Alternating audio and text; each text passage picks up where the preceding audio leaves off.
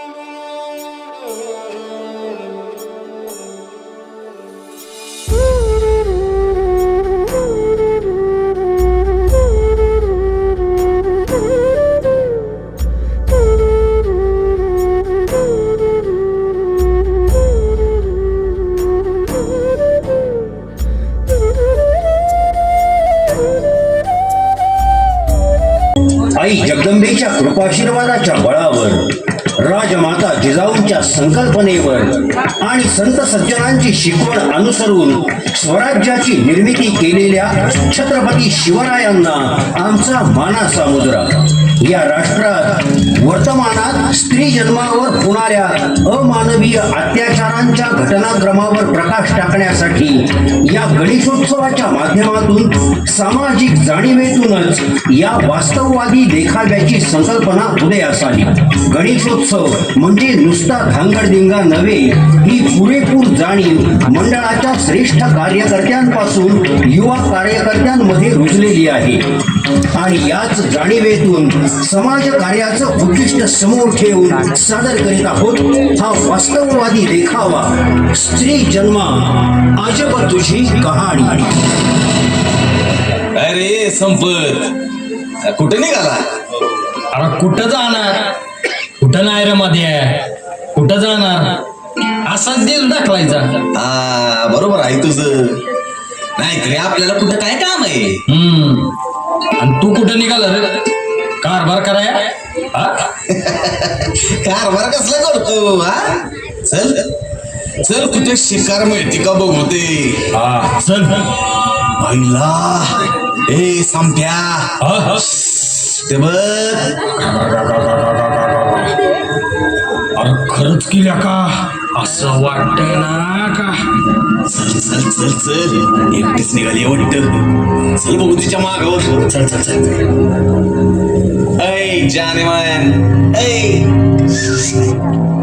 थांब की जरा, आमच्याकडे बघ की. ऐ मल्लिका, तुला तुला तुलाच म्हणतोय मी. थांब की काही जरा, थांब की. काय रे, तुम्हाला काय आई बहिणी नाहीत का? आहेत ना, पण तुझ्यासारख्या नाहीत ना. म्हणजे माझ्यासारख्या असत्या तर काय अशाच भाषेत बोलला असतात का? ऐ संप्या, धर रे हिला. धर धर. सोडा मला. आवाज करू नको.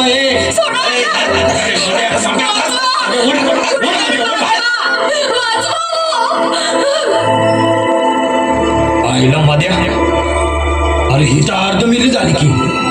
आता एवढा पराक्रम झाल्यावर काय होणार आहे आणखी? अरे पण आता हिनं आपल्या विरुद्ध आवाज केल्यावर आवाज? अरे आवाज करायला आवाज राहिला तर पाहिजे ना. म्हणजे म्हणजे हे असं.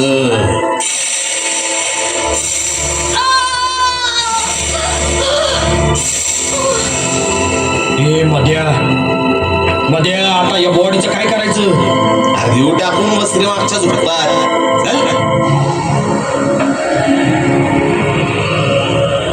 आहो चला लवकर, शेताकडे जायचंय. हो चल चल चल.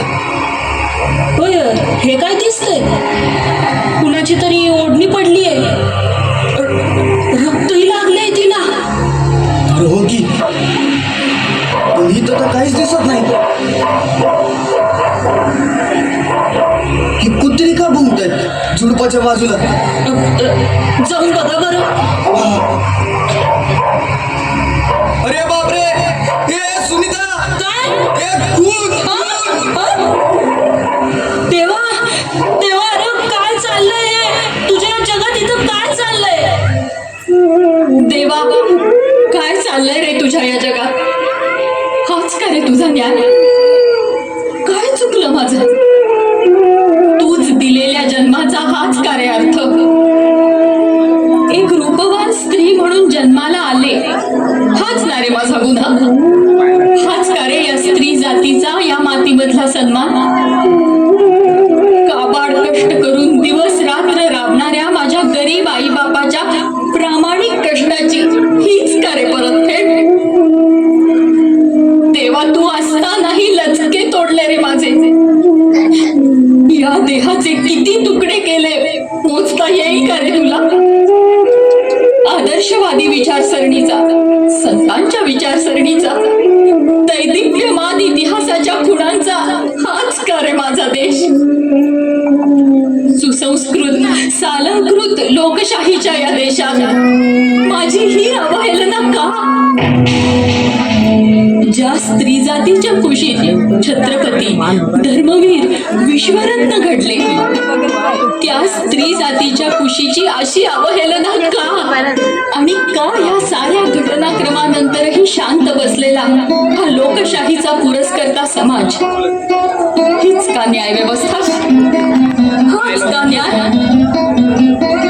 आज करायचं या ठिकाणी आपल्या पोरीवर असा प्रसंग आला असता तर का त्रास झाला, वेदना झाल्या तुम्हाला?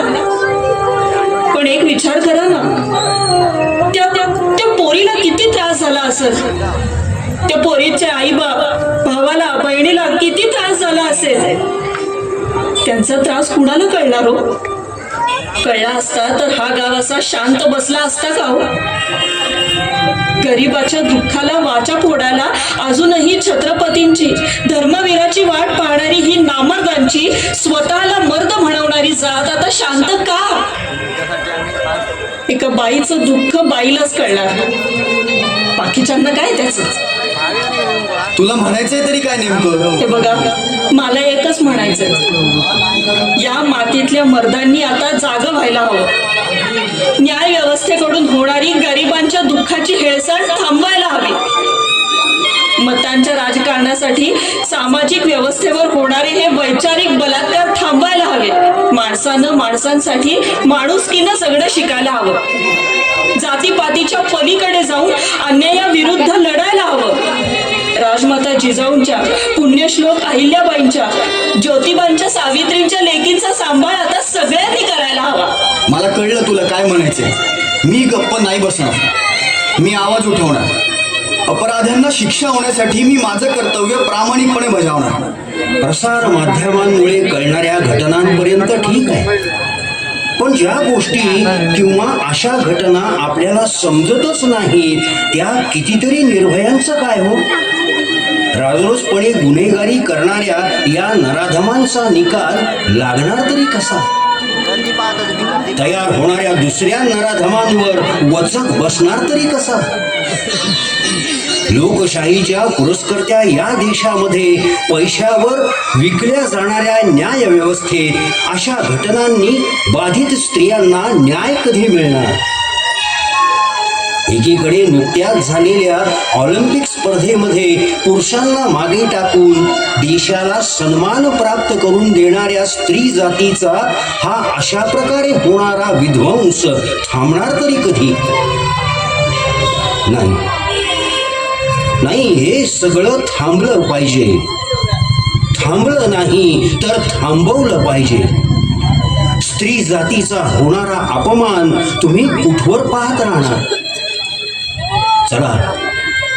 चला आता पेटून उठा. स्त्री जातीचा अवमान करणाऱ्या या विकृतींना आता धडा शिकवायलाच हवा. कारण मी या महाराष्ट्राच्या मातीचा शिवपुत्र आहे.